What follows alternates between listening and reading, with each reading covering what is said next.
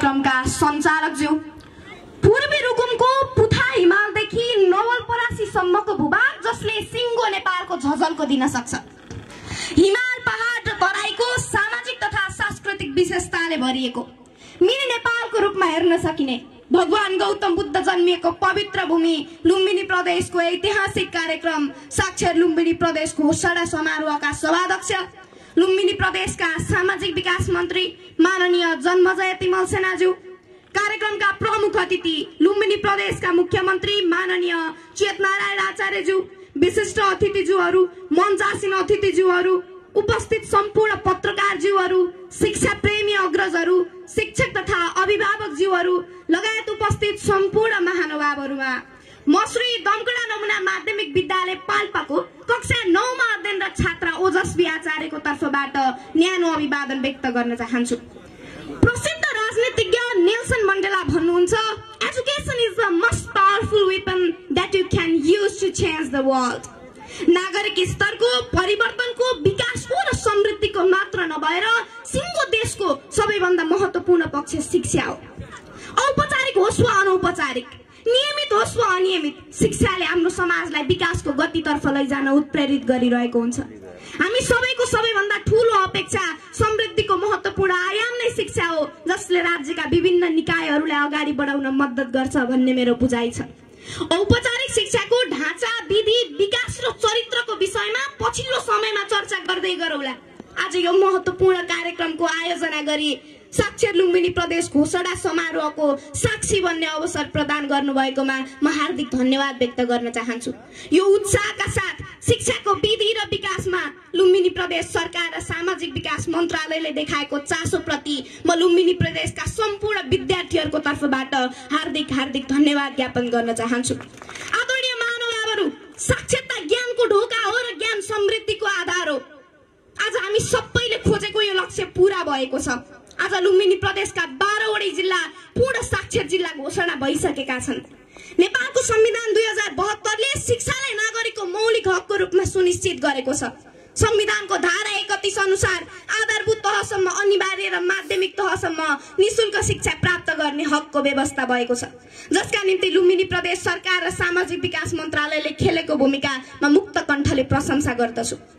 आजको आधुनिक युगमा पढ्न र लेख्न जान्ने मात्र होइन, सामाजिक सञ्जाल र इन्टरनेटको सुरक्षित प्रयोग गर्न सक्ने, आम्दानी, खर्च, बचत र ऋणको हिसाब किताब बुझ्ने, स्वास्थ्य, सरसफाई र पोषण सम्बन्धी जानकारी भएको, सही र गलत सूचना छुट्याउन सक्ने, संविधान, अधिकार, हित र रक्षालाई आत्मसात गर्नेलाई साक्षर ठान्नु पर्दछ।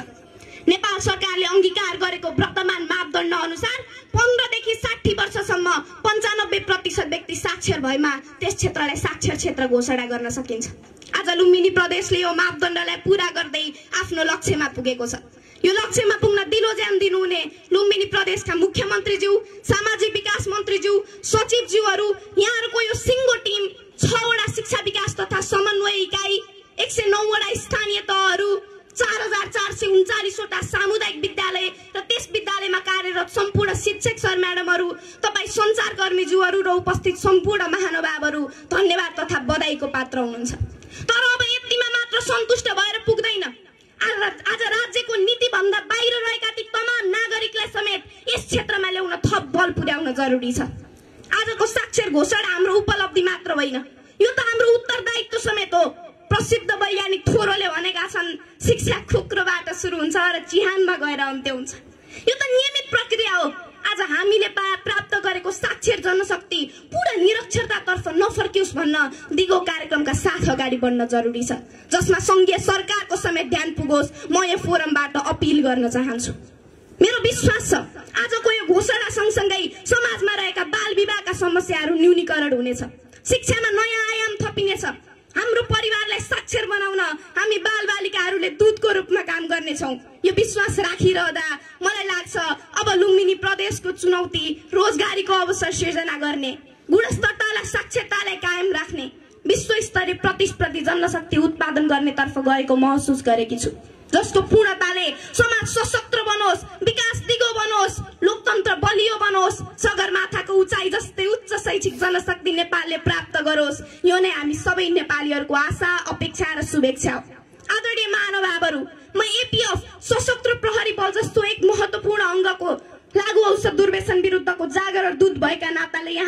गर्न चाहन्छु। आजको यो आधुनिक युगमा साक्षरता भनेको पढ्न र लेख्न जान्ने मात्र होइन, सही र गलत चिज छुट्याउन सक्ने चेतना समेत हो। तर आज मेरै उमेर समूहका थुप्रै युवा तथा बालबालिकाहरू लागु पदार्थ दुर्व्यसन जस्तो गलत दुष्चक्रमा फसेको पाइन्छ, जसले आज हजारौं आमाहरूको कोखलाई रित्याएको छ। मरुभूमिमा आफ्नै छोराछोरीको सुगम भविष्यका लागि पसिना बगाएका बाहरूको सपना चकनाचुर पारेको छ। कैयौं युवतीहरूलाई दुर्व्यसनको लतमा फसाएर बहिष्कारपूर्ण जीवन जिउन बाध्य बनाएको छ। सोचमा, होसमा र साहसमा देशका लागि लड्नुपर्ने युवाहरूलाई किम कर्तव्य विमूढ अवस्थामा पुर्याएको छ।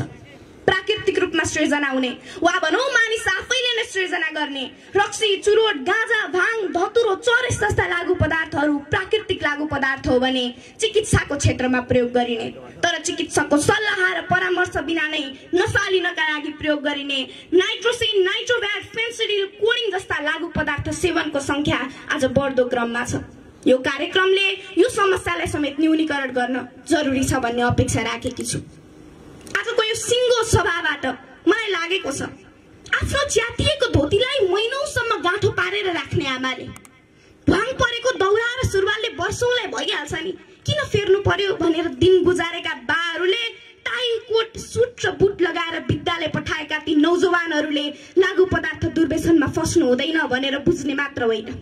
आज हरेक अभिभावकले आफ्नो होटलमा र पसलमा नशालु पदार्थ लिन आएका बालबालिका पनि मेरै छोराछोरी हुन् भन्ने सम्झिएर लागु पदार्थ दुर्व्यसनबाट टाढा राख्ने समाज निर्माण गर्न पनि साक्षर समाज चाहिन्छ, जसमा यो आजको कार्यक्रमले समाजमा नो ड्रग्स भन्ने मान्यता स्थापित गर्छ भन्ने अपेक्षा समेत राखेकी छु। आजको यो घोषणा हाम्रो अन्त्य होइन, यो त झनै ठुलो यात्राको सुरुवात हो। अन्त्यमा हाम्रो शास्त्रले भन्छ असतोमा सदगमया तमसोमा ज्योतिर्गमया। आज लुम्बिनी प्रदेशले पनि आफ्नो उज्यालो तर्फको यात्रालाई औपचारिक रूपमा घोषणा गरेको छ। मलाई लाग्छ हामी साक्षर भयौं भन्ने गर्व भन्दा ठुलो हामी साक्षर रहिरह्यौं भन्ने जिम्मेवारी हो। त्यसैले यो आजको यात्रामा हामी सबैले साथ दिनेछौं भन्ने आशा लिएकी छु।